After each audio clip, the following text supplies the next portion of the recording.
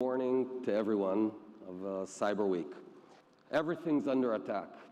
Our water, our electricity, our food, our airplanes, our cars, everything is vulnerable and everything is under attack. And why is that the case?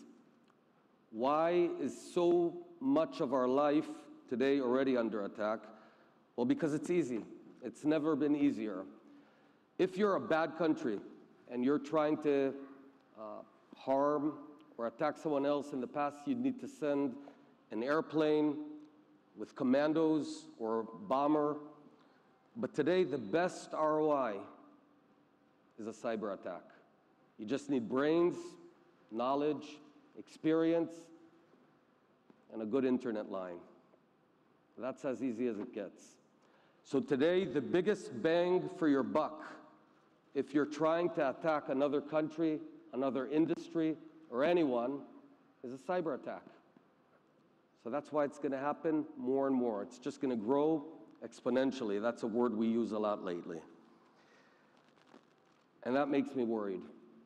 As Prime Minister of Israel, I view this as one of the top threats of national security, and I think that the cyber attacks across the world are one of the top global threats of the world itself. What did Israel do and what are we gonna do about this? The biggest thing that we did is create an industry or allow an industry to thrive. No country alone, no government or combination of governments can solve this problem. We need the prowess of the private industry. And it's got to be a combination of private and government together, because the brains are not only in government, to say the least. So what we've got in Israel is a bunch of really smart people who at a very young age enter the military intelligence, assume huge responsibilities, take charge at the age of 20, 21, could be in combat units or cyber units, but ultimately they're thrown into the Israeli society at a young age with huge capabilities. And that's why we're seeing the boom, the high-tech boom. I was among one of those folks 20 years ago. I had smarter friends who they actually knew what they were doing. But that's the secret of Israel. Getting a bunch of different people sitting together. And what we've done, we've created a cyber city, Beersheva. And here's the idea. We bring everyone together, and I like to call it the secret of the lunch. So here's the deal. In the cyber park in Beersheva, you'll have a 25-year-old captain, and she serves in one of the military units. She's out for lunch. She'll be meeting VP R&D of one of the companies, perhaps an associate VC of one of the venture capital firms, and perhaps a professor at the Ben Gurion University, a professor of math. When those four people sit together, good things happen. Innovation is something that you can't command, you can't force, you can't direct. There's no law that we could create that will say, we want you to innovate twice a day. It doesn't work that way. All we can do is allow it to happen. All we can do is allow all these folks to get together and create this fusion and let them move. The high-tech industry in Israel is booming, and the cyber defense industry in Israel is booming exponentially again. Look at this, folks. Of every $100 invested in cyber defense across the world, $41 of those were invested in Israeli cyber defense firms. $41 out of every $100. By doing this, by spreading innovation, by spreading the ideas, by not concentrating it in one place, we're assured that there's a bunch of brains out there working hard to close another loophole, create another patch, and solve another problem. That's by far the biggest secret sauce of Israel. But the second thing is we as a government, we as a nation have to defend ourselves. And here, what we did was also fairly rare. I think we're the first in the world. We created one national cyber agency, a one-stop shop whose responsibility is to defend all critical infrastructure in Israel, electricity, water facilities, etc. But also the same cyber agency that you just saw, Yigal Una, who runs it, that same agency is also responsible for the private sector. Now, that's not to say that we're in charge of every company's security software, etc. Everyone has to take responsibility. But they have a phone to call. They have someone they can call up, ask, investigate, share information, and that's grown into more than just phone calls.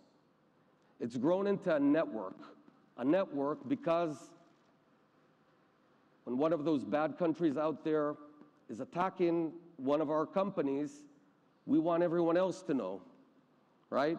Imagine you're on a bus, a very crowded bus, and there's a pickpocket who just trying to steal your wallet. Well, there's one option. You can be silent, and then that same pickpocket will go on to the next guy and try and pickpocket him and the next guy. Or what if you took out red spray and you sprayed his face with red and you said, here's a criminal, and everyone else says, oh, there's a criminal, everyone then can defend himself. So that's what we've done. We're together, not alone. And the cyber agency, the National Cyber Agency, is that spray and that megaphone that tells everyone, here's the bad guy. This agency also works on an ongoing basis with all our defense agencies, the Mossad, the Shin Bet, Unit 8200. They actually work together. That's a big challenge, but it's working. They sit together, they think together, they network together, and they connect. And now the big news is we're going global. The same national network, which is working so well at the Israeli national level, we're opening up, announcing the CyberNet, Global CyberNet Shield, where we're using the very same principles of connectivity. Because the main thing is, if you try and fight alone, you're going to lose. If you fight together, you're going to win. I want to explain this point.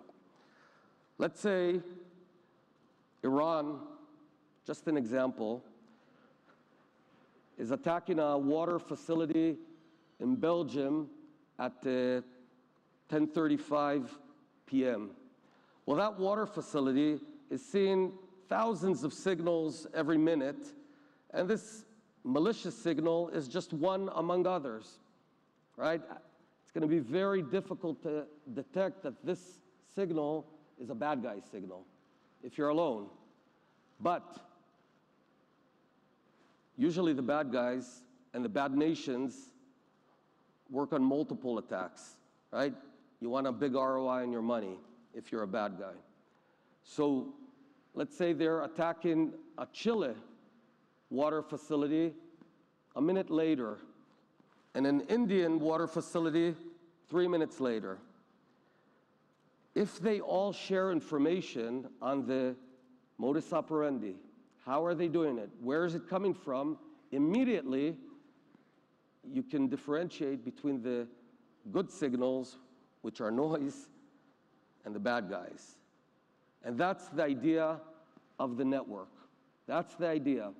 And then, in real time, you can alert, you can investigate together with joint resources, you can quickly develop the vaccine, and within minutes, disperse that very vaccine to all the countries who are part of this network. And that's why we feel here in Israel that we have to work together. United we stand, divided we fall.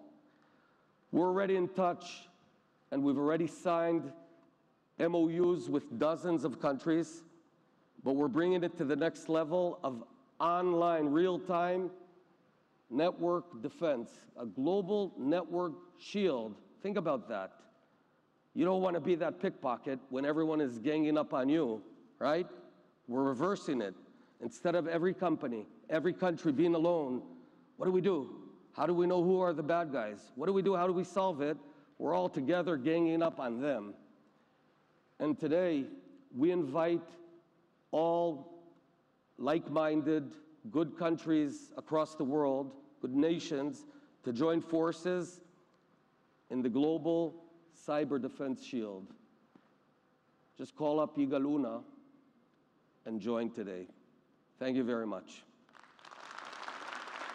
I also want to thank Itzik Ben Israel and the university and everyone who's been a part of this great initiative. Thank you. Toda rabah.